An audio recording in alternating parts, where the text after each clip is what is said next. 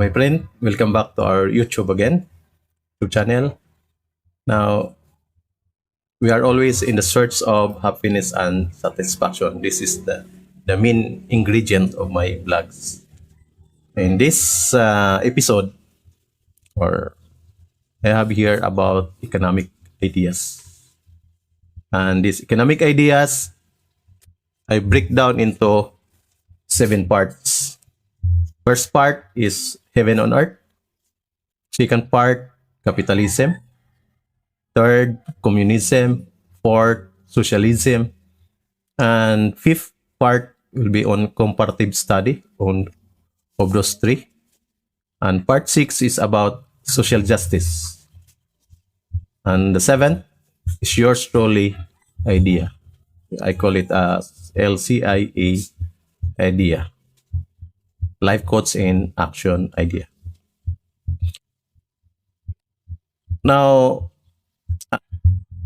as we looking for search of happiness, as I have said in a previous channel or previous video, we have threefold natures. We have divine nature, human nature, and animal nature. With that, we have to satisfy all these three natures. And there's a longing within. The longing within is constantly haunting us. It keeps us looking for something more, may through externally or internally experiences. For what? Looking for possible happiness, feeling our emptiness, achieving inner satisfaction, and fulfillment of our aspirations. But due to economic disparity, the world has been turning upside down. In history, many conflicts and nations waging wars in the name of proper distribution of wealth. Disparity between the haves and the have-nots, and the rich and the poor. So the religious leader have solutions on these epidemic problems. What's the solution? Talking about heaven. On the other hand, Dr. Karl Marx saw the same problem. He had also a solution. Heaven on earth, which is communism. Let me give you some overview of these ideas through storytelling of Pedro and Juan, common version of Filipino. Pedro and Juan story. I give you a scene. The scene is rice field and Pedro angling fish in the river. So I wear blue hat for Pedro and for Juan the red hat. Okay, let's start.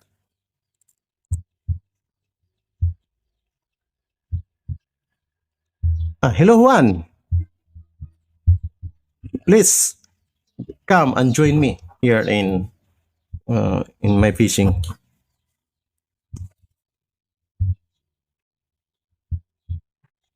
Juan, okay, nice. I meet you. Since I'm looking for you.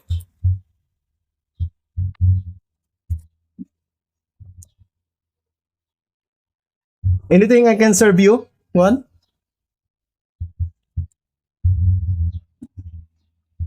Not really.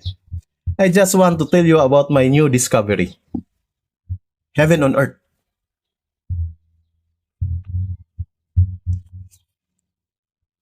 It's that heaven on earth.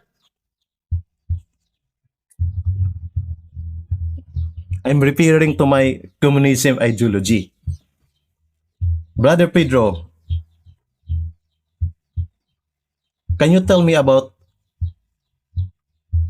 heaven and what is it about?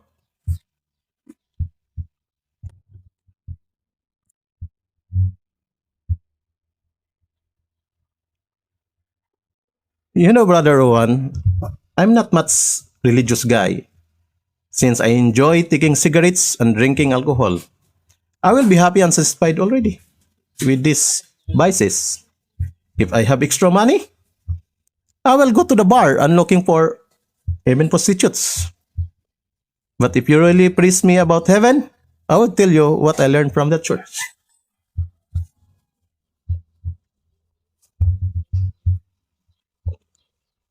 Please go on, Pedro, so that I can connect with what I said a while ago about heaven on earth.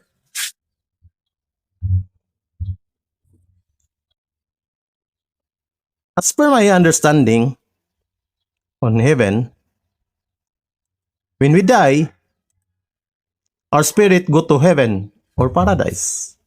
In heaven, no more worry of food, clothing, shelter, education, and so on, and no even racial discrimination, political and economic discrimination as well. Only in heaven, only happiness and enjoyment you will experience there for eternity. But please, let me know about communism. One.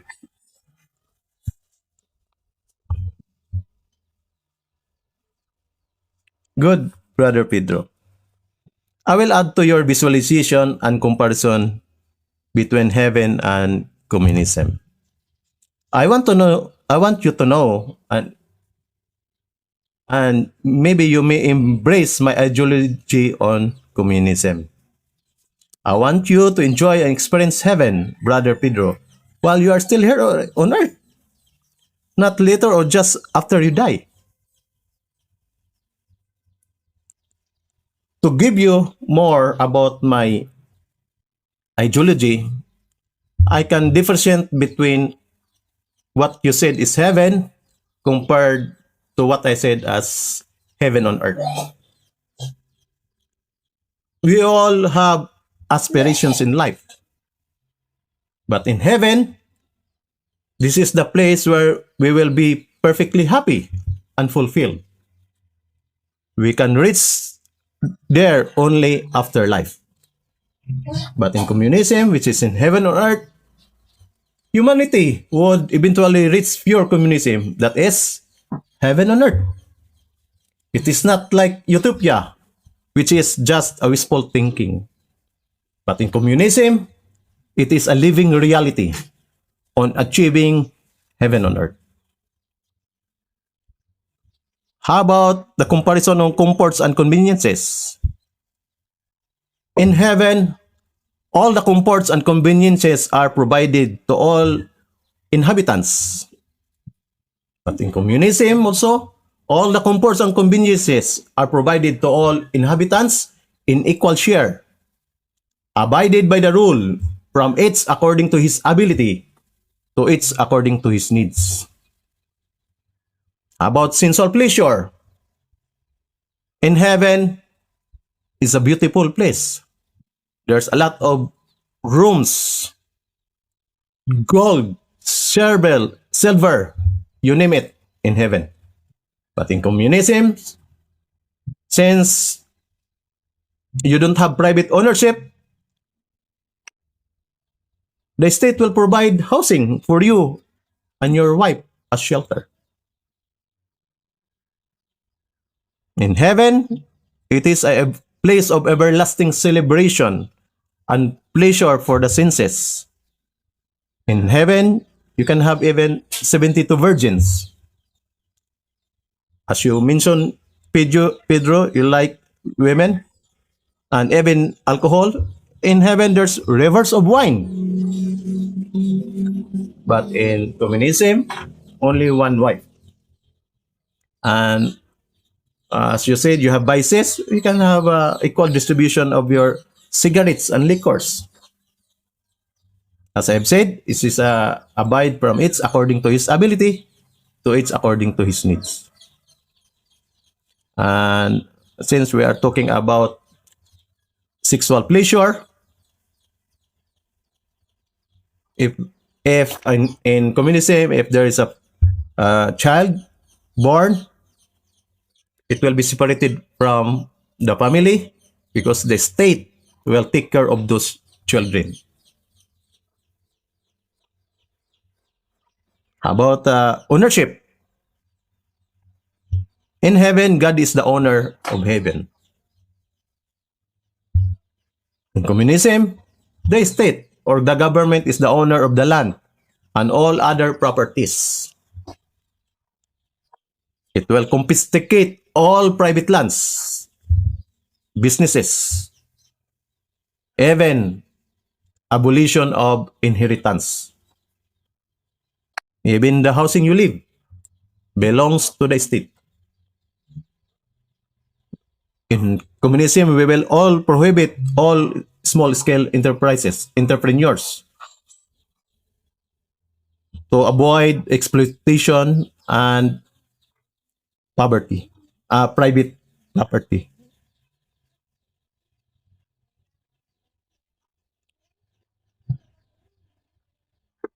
In governance, in heaven there is hierarchy, and God is the supreme leader of heaven.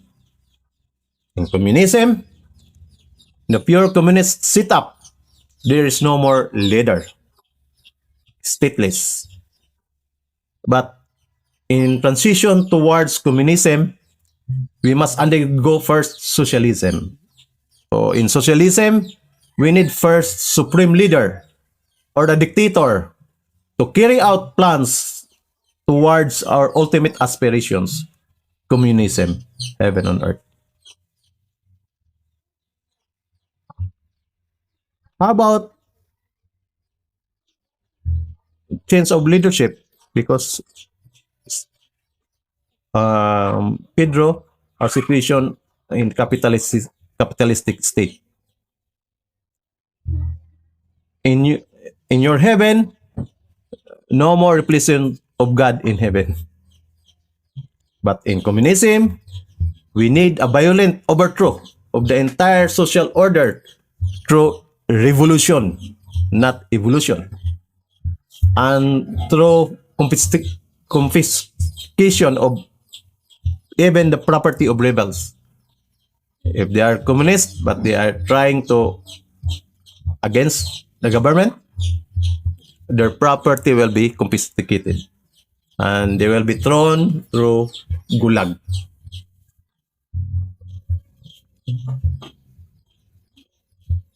Nationality. Heaven is for all adherents of faith. No nationality. So in communism, as per our objective is stateless, abolitions of all nations and native land. Since we want to establish heaven on earth, one world government is necessary. Workers of the world, unite. About discrimination. In heaven, no more discrimination. In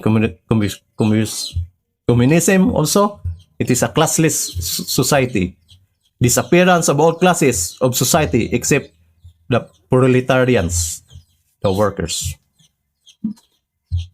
You know, Pedro, during Karl Marx's time, women's rights was suppressed. So in communism, it encourages the community of all women. That's why no wonder why LBGQ, TQI++ community were recognized nowadays. You know, it might be due to the expanded expressions of that freedom and liberty. If you ask about the race, you know, Pedro, you are already a spirit living in heaven. So no more racial discrimination over there and no prejudices anymore. Same is true with communism. No racial discrimination and prejudices. No more black, white, and brown colors.